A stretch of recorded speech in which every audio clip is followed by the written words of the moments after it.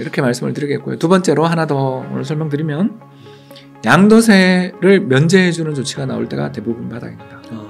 자, 호황, 많은 사람의 손에 자산이 들어가 있는 시기. 불황, 소수의 손에 자산이 집중되는 시기. 이렇게 외워두세요. 그렇구나. 그래서 많은 사람들의 손에 집이든 주식이든 넘어가면 그때부터 이제 불황이 오는 거예요. 네. 부동산 한번 여쭤보겠습니다. 그 부동산이 하락세가 좀 되게 급했다가 지금은 이제 그 실거래가도 좀 올라가고 거래량도 늘고 있다고 하더라고요.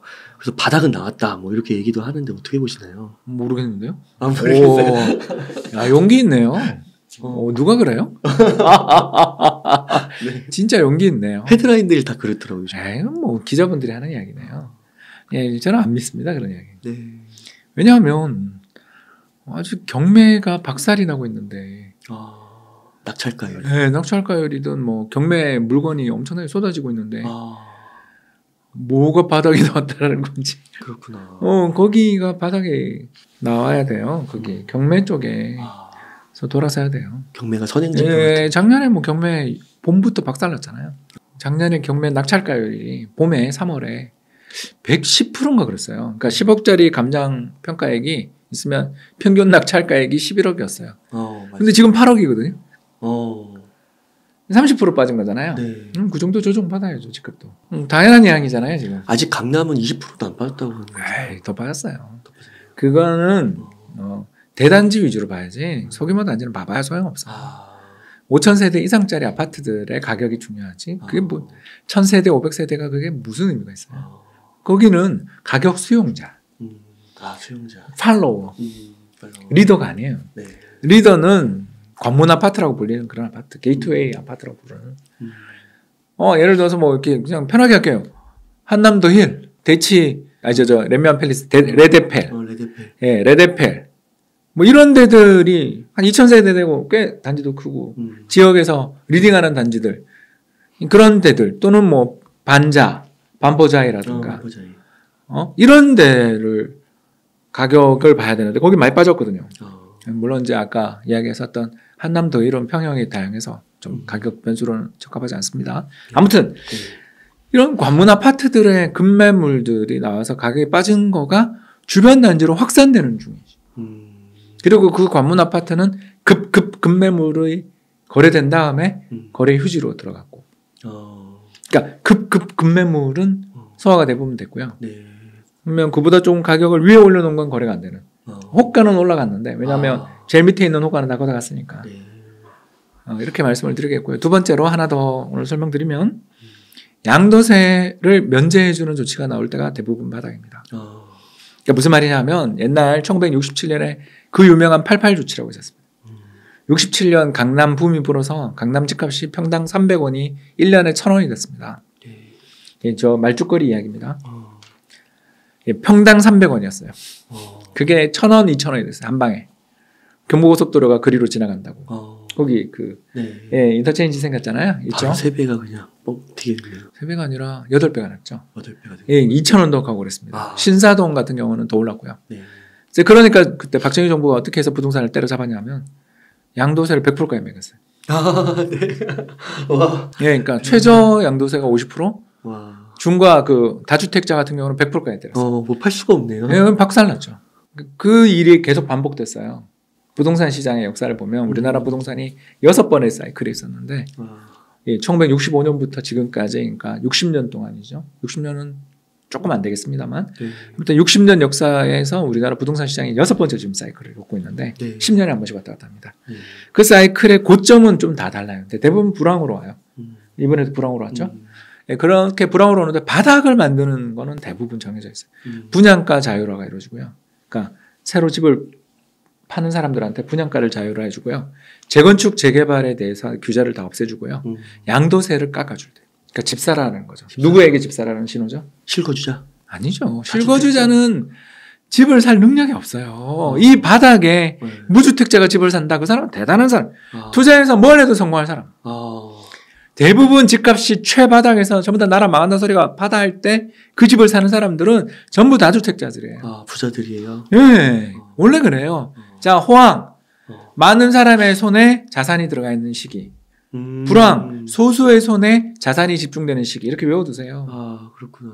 그래서 많은 사람들의 손에 집이든 주식이든 넘어가면 그때부터 이제 불황이 오는 거예요. 네, 그렇군요. 슬픕니다. 아, 부동산도 그래요. 네. 2030 우리 기억나요? MZ 세대가 포모 지금이 아니면 영원히 이 가격에 집을 못 살 것 같은 공포에 주택을 사러 갭 투자하러 들어가던 2021년이 고점이었던 이유를 이제 아시겠죠? 네. 집이 없던 사람들에게 소유권이 넘어갈 때는 고점. 반대로 집이 엄청 많은 사람들에게 소유권이 넘어갈 때가 바닥. 아직 아니죠. 아직 아닌 거죠. 왜냐하면 양도세 관련돼서 정부가 작년에 약간 깎아주긴 했지만 아직도 양도세 관련돼서 세금이 굉장히 커요. 높아요. 그걸 이제 거의 0으로 2015, 14년에 박근혜 정부 때 어떤 일이 있었냐면 미분양 아파트는 양도 제한 자체가 폐지됐어요. 사서 바로 피 먹고 팔아라. 그렇게 해도 돼요? 네, 그렇게 했었어요. 와. 저도 그때 집을 샀기 때문에 알죠. 그리고 대출 전부 다 무이자였고요. 무이자 대출이었고요. 거의 뭐 대출 조건이 굉장히 좋았고요. 그리고 그거를 팔면 양도세 안 냈습니다. 저 그 집을 팔았기 때문에 알거든요. 네. 저는 20년에 팔았다 그랬잖아요. 그래요. 2020년에 그 집을 팔았는데 양도세 0이었습니다. 왜 그럴까? 정부가 그때 해줬던 규제 조치가 집 사라, 제발 좀 집 사라라고 하면서 가장 인센티브가 강한 조치가 뭐냐면 양도세 면제해주거나 재건축 재개발 규제를 완화해주고 그리고 분양가 상한제도를 폐지해주는 이런 흐름들이 나올 때가 지나고 보면 주택 가격의 바닥입니다. 근데 아직 세 가지 중에 거의 어떤 것도 지금은 아직 본격화되지 않았죠. 그러면은 지금 막 그 청약 시장 보면은 영등포 자이도 막 완판, 둔촌주공도 거의 완판 이런 게 나오는데 그거는 이제 건설사들이 살아난다는 뜻이지 바닥이라는 뜻은 아니죠. 건설사 입장에서 대박이 난 거죠. 건설사들이 죽다 살아는 거죠. 그까지 간 게 뭐냐면 1순위에서 마감이 안 돼서 줍줍으로 간 거잖아요. 네. 줍줍에서 완판됐다는 뜻이잖아요. 네. 그러니까 그래도 이게 완판되는 거 보니까 아직도 이게 좀 살아있구나. 이렇게 많은 분들이 생각하지 않으시는가. 네, 뭐 그럴 수 있죠. 근데 그게 오르는 거랑 아무 상관없다니까요. 집값 오른다는 신호예요, 그게? 그렇지는 않기도 하고요. 네, 그렇죠. 다르게 해석할 수도 있을 것 같고. 네, 그냥 그거는 바닥을 쳤다라고 말하기보다는 그냥 아직 시장이 살아있다. 근데 좋은 징후는 아니죠. 다 죽어야 끝나거든요. 그러면은 박사님 여기서 2차 하락이라고 이름을 붙인다면 한 번 더 하락이 있을 수도 있다고 보세요. 그게 이제 어디서 올지는 모른다는 거죠. 그러니까 취약한 상태에서 급매물은 다 해소가 됐어요. 근데 급매물이 해소되는 과정에서 예를 들어서 이건 그냥 비유입니다. 반자에서 급매물들이 해소가 됐어요. 그러면 옆에 있는 아파트로 레미안 퍼스티지로 갈 수도 있는 거고. 네, 그렇죠. 아니면 뭐 크로바 아파트 그 재건축한 거기로 갈 수 있잖아요. 갈 수 있는데 그 과정에서 앞에 있었던 가격 실거래가가 주변 아파트에게 신호를 주니까 그 정도 가격이 하락해야 거래가 되겠죠. 네. 그러니까 이 과정이 지금 진행 중인 거잖아요. 네. 그러니까 선도 아파트들은 바닥을 쳤나 하고 긴가민가 하는 정도에 불과한 거고 이제 거래량이 적은 아파트들이 그 가격을 수용하면서 괴로워하고 피를 흘리고 있는 중인데 여기에 우리 경제 내에 또 다른 충격이 온다면 예를 들어서 뭐 이런 일이 있어서는 안 되지만 미국 연준이 금리를 갑자기 여기서 세게 올린다든가 이러면 한국은행이 금리를 세게 올린다든가 이러면 아니면 중국이 뭐 환율이 급등한다든가 이러면 얼마든지 올 수 있는 거죠. 그러니까 저는 지금이 바닥이다라는 말을 감히 못하는 게 바닥권 맞다. 가격의 하락률만 보면 이거는 고평가됐던 그 버블이 대부분 해소됐기 때문에 이제는 살만한 가격이다. 동의. 근데 그거랑 바닥이냐는 전혀 다른 문제잖아요. 네. 그 박사님께서 올해 안에 금리 인하 가능성도 있다고 보셨잖아요. 네, 저는 그렇게 봐요. 그러면은 또 부동산이 좀 살아나죠. 근데 금리 인하 이후에 1년 지나서 보통 오릅니다. 1년 지나서. 근데 이번에는 모르죠. 워낙 급하게 빠졌으니까. 금리 인하하면서 만세 부르면서 올라갈 수도 있죠. 네, 역사적으로 보면 지난 외환위기 이후 우리나라 한국은행의 정책금리가 경제에 중요한 영향을 미치기 시작한 지 이제 한 25년 됐는데 25년을 놓고 보면 금리 인하 이후 약 1년 정도, 6개월에서 1년 정도 지난 다음 주택가격이 오르고 반대로 금리 인상 이후에 6개월에서 1년 지난 다음 집값이 빠집니다. 가장 대표적인 게 바로 2021년 8월에 금리 인상이 나오고 작년 봄부터 폭락했잖아요. 이번에는 한 8개월 걸렸죠. 금리 인상 이후에 8개월 뒤에 주택시장이 붕괴됐거든요. 그러면 금리를 인하해 준 다음에 얼마 뒤에 오를지는 저도 모르잖아요. 그러니까 빨리 오면 좋겠는데 그걸 너무 그렇게 단언하는 거는 이코노미스트의 자세가 아니죠. 저는 점쟁이가 아니니까. 그렇죠. 무능하잖아요. 점쟁이가 그럴 수 없죠. 아닙니다. 너무 유능하셔가지고. 박사님 그 주식은 사라고 하시고 부동산은 사지 말라고. 후행하니까. 부동산은 예, 왜냐하면 거래가 비용이 너무 많이 들어요. 거래 비용이 너무너무 많이 들잖아요.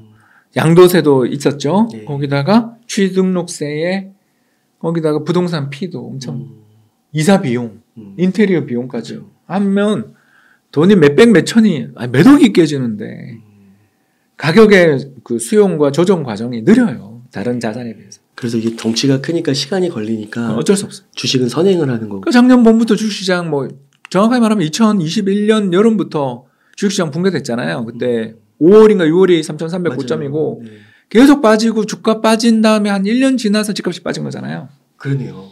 원래 주택시장이 그렇게 생겨먹었어요. 그래서 투자하기 쉬워요. 그래서 앞서서 말씀해주신 그런 뭐 세금적인 측면 그런 것들을 잘 고려해서 그때까지 잘 좀 조금 더 기다려보자. 관찰해보자. 저는 뭐 가격이 맞다면 사면 되는데 아까도 누차 이야기했지만 바닥을 잡는 건 다주택자들이 잡아요. 그걸 보는 게 좋죠.